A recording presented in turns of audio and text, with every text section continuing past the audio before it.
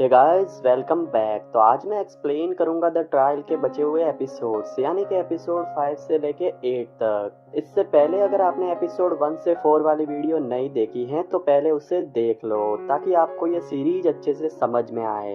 Link मैंने description में या आपको यहाँ आई बटन में भी दिख रहा होगा। तो एपिसोड 5 द फैमिली सीक्रेट्स की शुरुआत में हम एक नए केस को देखते हैं। दरअसल मिसेज रेड्डी, जो कि मालिनी की काफी अच्छी फ्रेंड हैं, उसके घर में उसकी मेड पूजा का मर्डर हो गया है। घर में कोई फोर्स एंट्री के निशान नहीं है, इसलिए डाउट इसके पति मिस्टर आनंद रेड्डी पे जा रहा है। मगर आनंद का कहना है कि वो तो बच्चों को सुला के मूवी में गया था।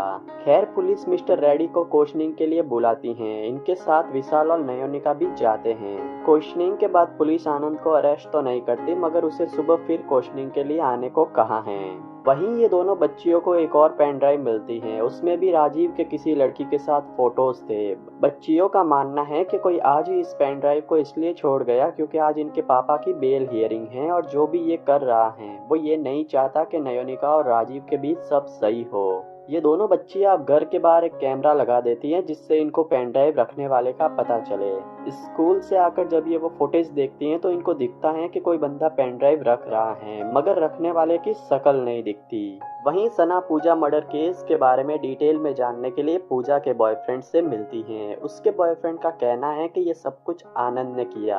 आनंद ने पूजा को एक म्यूजिक वीडियो में काम करने का भी कहा। वो उसे छूने की भी ट्राई करता था। मैंने उसे काफी बार मना किया है कि वो यहाँ काम छोड़ दे, पर उसे पैसों की जरूरत थी। केस के बारे में थोड़ी और रिसर्च करने पर इन्हें पता चलता है कि उस रात आनंद के मूवी में जाने वाली बात भी झूठी थी। इस पे आनंद कहता है कि म्यूजिक कंपोजिशन मेरा पैशन है, मैं प्रोफेशनल सिंगर अफोर्ड नहीं कर सकता था, इसलिए पूजा मेरे लिए गाना गाती थी। काफी सुरीली आवाज थी उसकी। ये सब वो एक और फ्लैट में करता था जहाँ उसने अपना स्टूडियो बना रखा था, और इस फ्लैट के बारे में इसकी पत्नी को पता नहीं था। पुलिस को भी उस फ्लैट के बारे में पता चल जाता है, मगर नियोनिका वहां पुलिस से पहले पहुंच के देखती है। उसे वहां एक ब्रा मिलती है जो कि पूजा की थी, जिसे वो ले आती हैं। अब ये एक सबूत हो सकता था, मगर विशाल का कहना है कि काम ऐसे ही होता है। आनंद हमारा क्लाइंट है और हमें उसे बचाना है। नियोनिका को वहाँ एक गायनेकोलॉजिस्ट का कार्ड भी मिलता है, जिससे पता चलता है कि पूजा प्रेग्नेंट थी। वो अबॉर्शन करवाना चाहती थी। अभी तक इस इन्वेस्टिगेशन से लग रहा था कि ये सब कुछ आनंद ने किया है। उसका पूजा के साथ अफेयर था और शारीरिक संबंध की वजह से पूजा प्रेग्नेंट हो गई,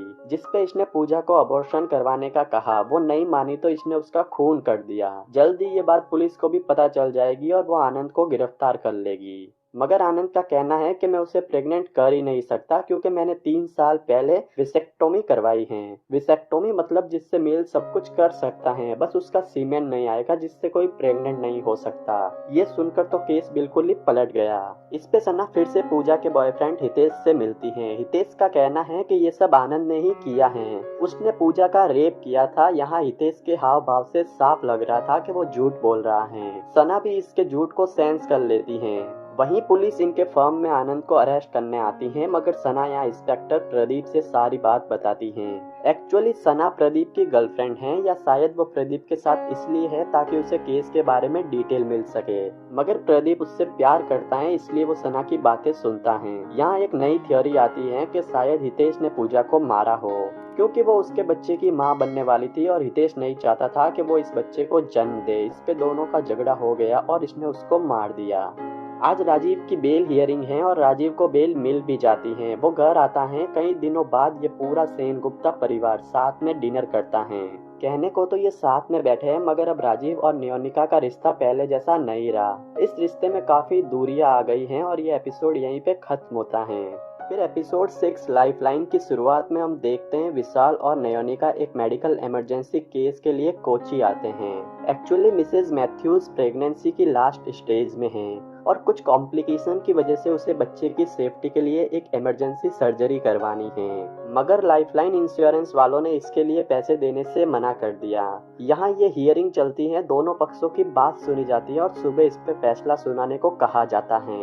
सुबह जब इस केस को वापस सुना जाता है तो अपोजिशन लॉयर ये प्रूव कर देती है कि इन्होंने पॉलिसी के कुछ रूल्स ब्रेक किए हैं, जिससे पॉलिसी कंपनी इनका क्लेम रोक सकती है, और ये वैलिड भी था। इस फैसले की वजह से मिसेज मैथ्यूज के बच्चे की जान जा सकती है, पर कानून ऐसे ही सबूतों पे काम करता है, इमोशंस पे नहीं। वहीं ये दोनों लड़कियां इसके पापा और इलियास को पेन ड्राइव के बारे में बताते हैं। राजीव का कहना है कि ये फोटोज फेक हैं। साथ ही इनको ये भी पता है कि ये काम जादव का है, मगर वो पॉलिटिकली काफी स्ट्रांग हैं। उससे लड़ना है तो इन्हें भी पॉलिटिक्स में उतरना होगा। मगर राजीव का कहना है कि वो पहले अपने घर को ठीक करना चाहता है और न्योनिका को भी राजीव का राजनीति में आना बिल्कुल पसंद नहीं। वहीं हम विशाल और न्योनिका को देखते हैं। विशाल काफी टेंस था इस केस को लेकर, क्योंकि उसे डर था कि कहीं मिसेस मैथ्यूज के बच्चे को कुछ हो न जाए। न्योनिका उसे समझाती हैं, लेकिन तभी विशाल उसे किस करता है और कहता है, काश मैंने तुम्हें ये किस पहले किया होता और कभी अपने से दूर जाने ही ना दिया होता। न्योनिका उसे बिना कुछ कहे वहां से चली जाती है, क्योंकि उसके लिए भी ये एक शॉकिंग चीज थी। या फिर शायद उसके कुछ ना कहने का एक रीजन ये भी हो सकता था कि वो फिर से अपने पहले प्यार यानी कि विशाल की ओर अट्रैक्ट हो रही थी। खैर फिर ये घर जाती हैं। आज काफी टाइम बाद वो राजीव के साथ अच्छा टाइम स्पेंड करती हैं। ये दोनों अपने पुराने टाइम को याद कर काफी खुश होते हैं। राजीव उसे फिर से उस पर भरोसा करने को कहता है। यहाँ ये एक किस भी करते हैं, मगर न्योनिका का कहना है कि अब भरोसा नहीं होता। वहीं अब मिसेस मैथ्यूज की हालत खराब है। अगर कल तक सर्जरी नहीं हुई तो बच्चे की जान को खतरा हो सकता है। बच्चे की जान बचाने के लिए विशाल राजीव से मिलता है, क्योंकि इंश्योरेंस बोर्ड का मालिक राजीव का अच्छा दोस्त है और राजीव की सिफारिश पे वो इंश्योरेंस पास कर देता है और मिसेस मैथ्यूज का ऑपरेशन होता है। अब हम जादव को देखते हैं। वो सना से मिलकर उसे राजीव के अगेंस्ट गवाही देने को कहता है और अगर उसने ऐसा नहीं किया तो वो भी जेल जाएगी। क्योंकि सना राजीव के साथ पहले काम करती थी तो उसको राजीव के बारे में सब कुछ पता है, मगर सना ऐसा करने से मना कर देती है और ये एपिसोड यहीं पे खत्म होता है।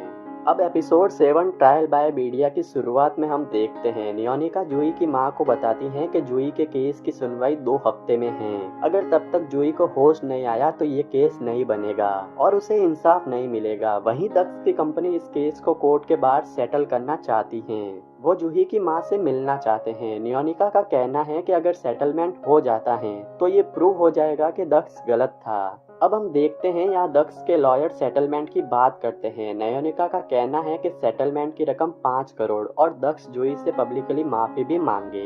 फाइनली ये सेटलमेंट सिर्फ 5 करोड़ में हो जाता है बिना किसी अपोलॉजी के। मगर तभी यहाँ दक्ष आता है। वो कहता है कि मेरे नए लॉयर ने मुझे समझाया है कि मुझे पैसे देने की जरूरत नहीं, हम ये केस कोर्ट में लड़ेंगे और इसका नया लॉयर और कोई नहीं बल्कि इस फर्म का पुराना पार्टनर किशोर है।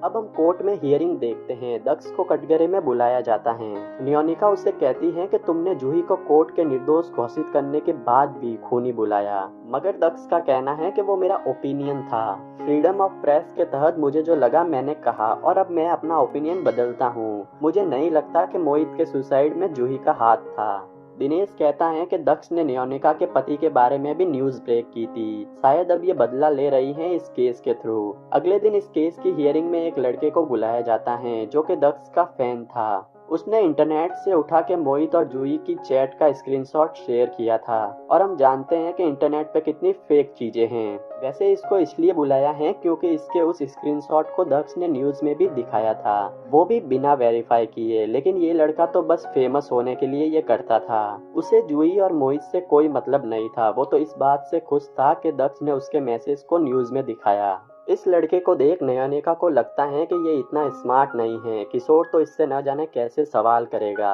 इस पे मालिनी कहती है कि तुम ऐसा करना, किशोर के हर एक सवाल पर ऑब्जेक्शन करना। न्योनिका ऐसा ही करती है और किशोर जब ये देखता है कि न्योनिका बार बार उसके सवालों के बीच ऑब्जेक्शन कर रही है, वो अपना आपा खोने लगता है। वो न्योनिका पे चिल्लाने लगता है।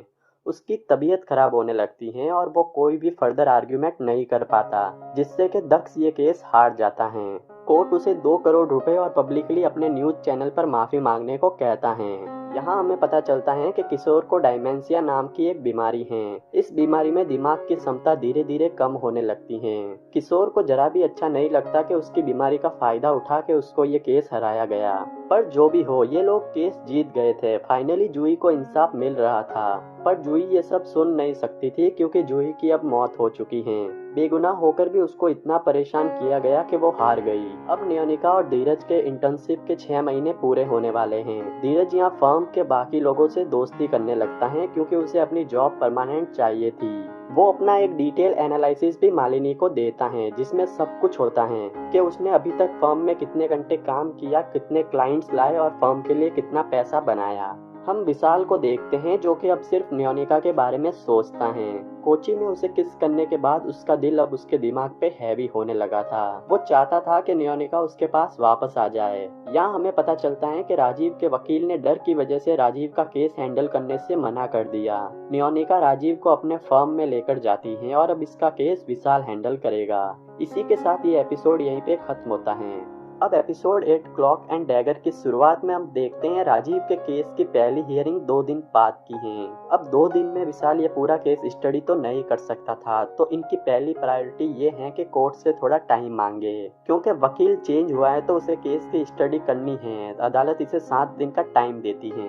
7 दिन केस को अच्छे से स्टडी करने के बाद दूसरी हियरिंग में टीना को कटघरे में बुलाया जाता है। टीना वही लड़की है जिसके साथ विशाल का वीडियो लीक हुआ था। टीना का कहना है कि उसको रिश्वत के तौर पे मिसेज जोशी ने राजीव के पास भेजा था और मिसेज जोशी इसका पेमेंट भी करते थे।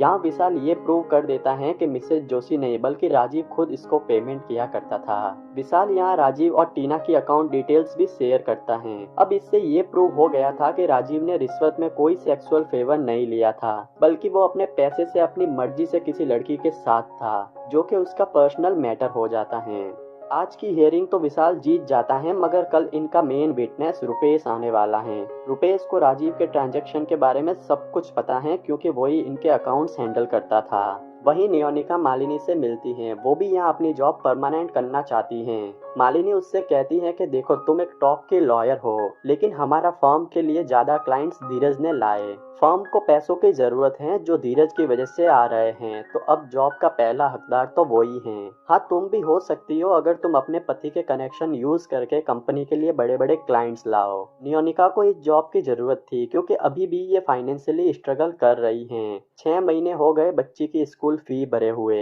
अब उसी रात हम इलियास और नियोनिका को बात करते हुए सुनते हैं। नियोनिका यहाँ इलियास को इसकी जॉब वाली बात बताती है। यहाँ इलियास इससे कहता है कि जादव बहुत पावरफुल आदमी है, वो हमें केस नहीं जीतने देगा।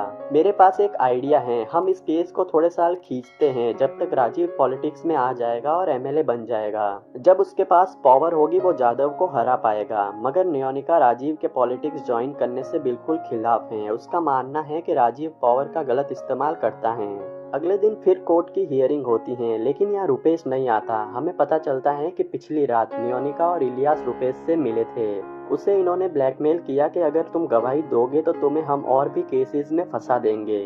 जादव सिर्फ तुम्हारे इस केस में हेल्प कर रहा है, लेकिन बाकी के केसेस में क्या, तुम्हें जेल जाना ही पड़ेगा। इससे अच्छा हमारा ऑफर मानो। ये इसे हांगकांग की टिकट, पासपोर्ट और बहुत सारा पैसा देते हैं और रुपेश इनकी बात मान के हांगकांग चला जाता है। जादव के पास राजीव को फंसाने के लिए सिर्फ एक ही विटनेस है, सना। लेकिन सना भी कोर्ट में राजीव के पक्ष में गवाही देती हैं। क्योंकि रुपेश गायब हो गया तो सना झूठ बोल रही है या सच, ये किसी को नहीं पता।